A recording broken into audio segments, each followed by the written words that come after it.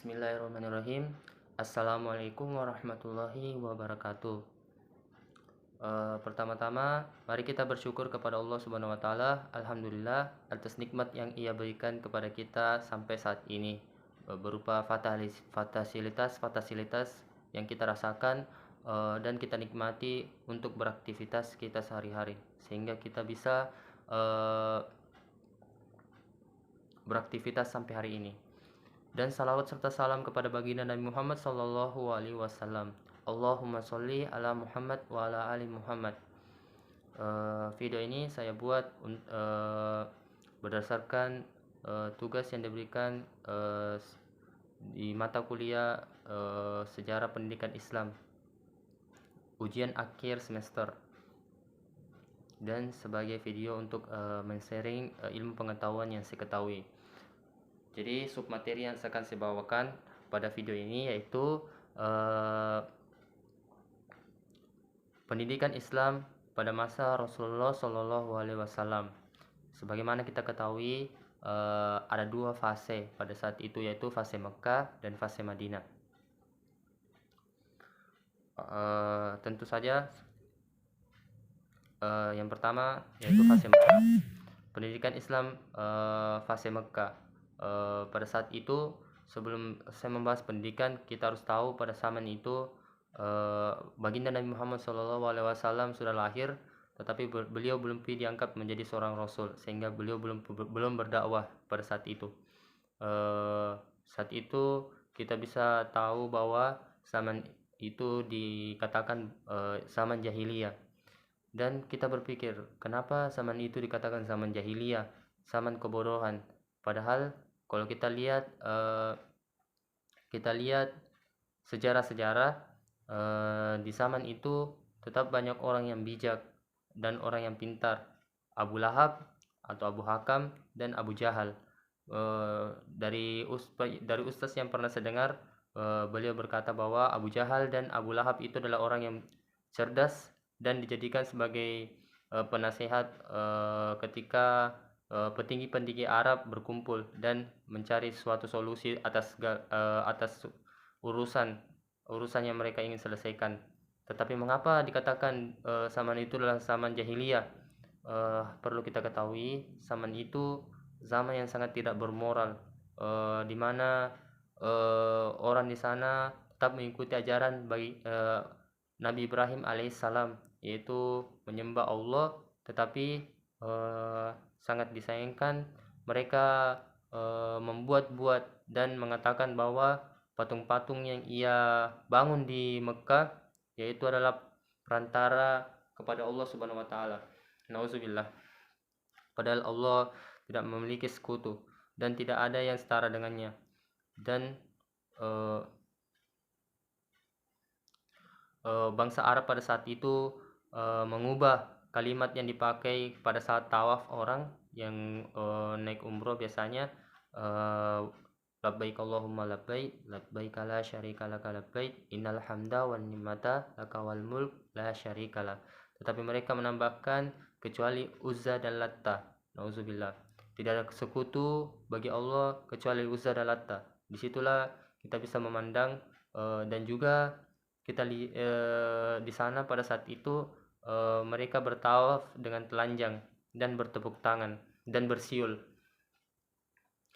Mereka mengatakan bahwa itulah ajaran nenek moyang mereka, sehingga sebelum diangkatnya baginda Nabi Muhammad sebagai seorang rasul, disitulah masa jahiliyah.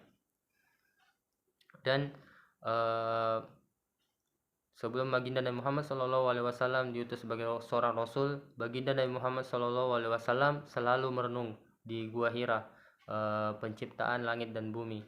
Beliau diangkat sebagai seorang rasul pada umur 40 tahun.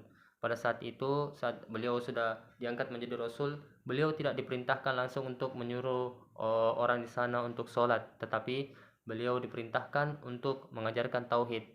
Karena dimana kita tahu bahwa bangsa Arab membuat sekutu-sekutu bagi Allah, padahal Allah tidak memiliki sekutu dan dialah yang Maha Esa dan tidak ada satupun yang setara dengannya.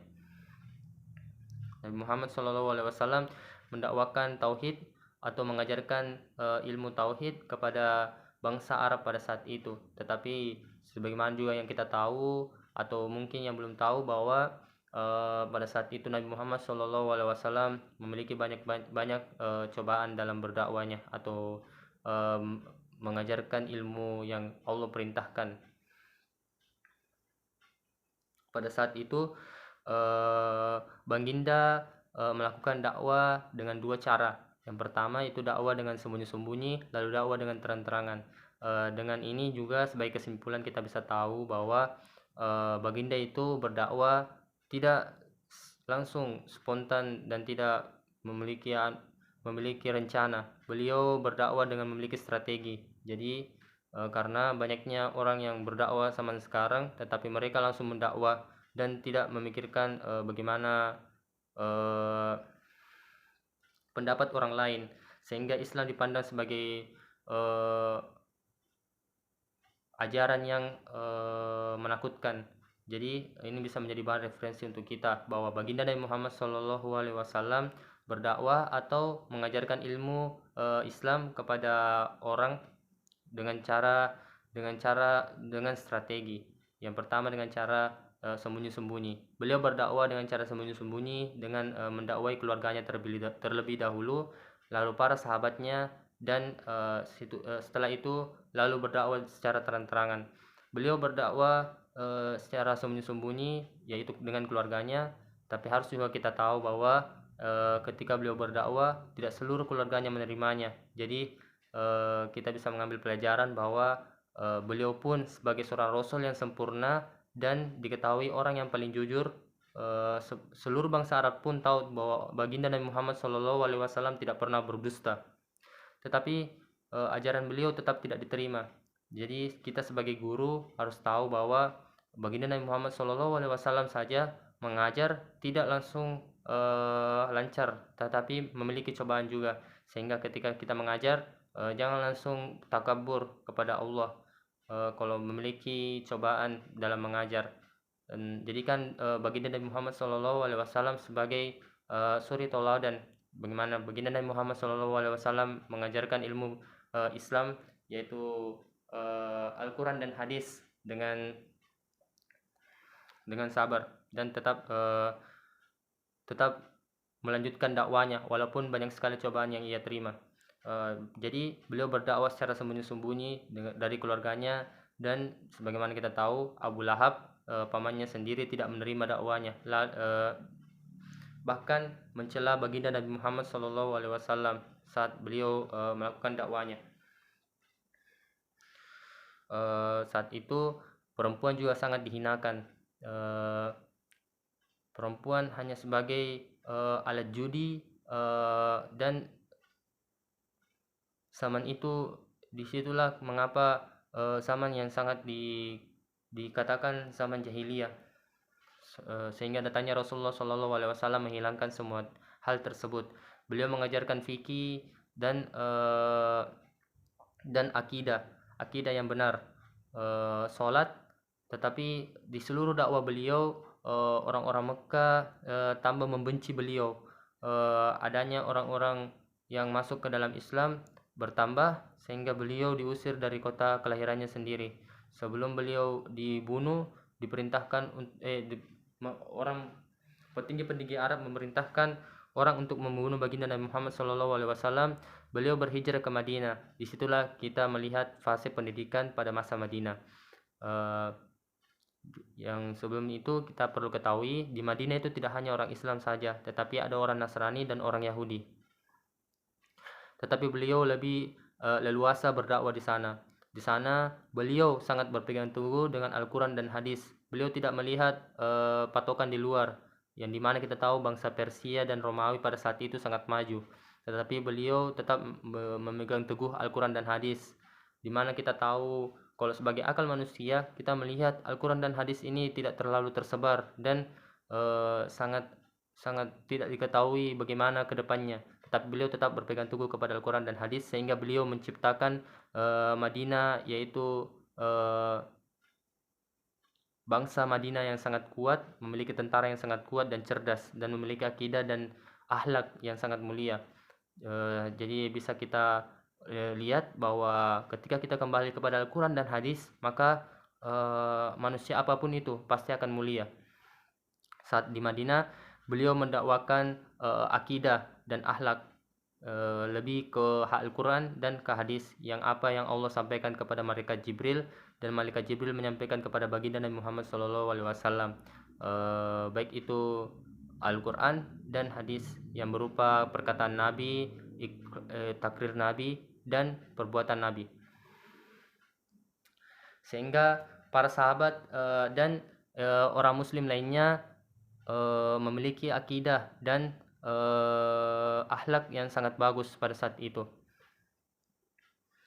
sampai baginda Nabi Muhammad SAW berdakwah di sana 13 tahun. Nabi Muhammad SAW berdakwah di Madinah selama 10 tahun dan 13 tahun di Mekah,